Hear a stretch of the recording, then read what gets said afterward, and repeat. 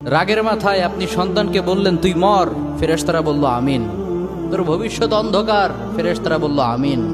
রেগে মেগে আপনি আপনার মেয়েকে বললেন জীবনেও তোর কপালে স্বামীর ভাত জুটবে না, ফেরেশতারা আবারও বলল আমিন। আচ্ছা, আপনি না সেই ব্যক্তি যে তার নিজের জীবনের চাইতেও সন্তানকে বেশি ভালোবাসেন? আপনি না সেই ব্যক্তি যে তার সন্তানের জন্য হাসতে হাসতে নিজের জীবনটাও দিয়ে দিতে পারেন?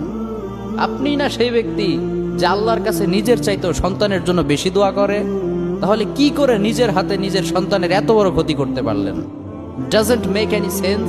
কমন সেন্স বলতে কিচ্ছু নাই আপনাদের? আপনারা কি জানেন না আপনাদের রাগের মাথায় বদদোয়া করাগুলো ফেরেশতারা আমিন বলে?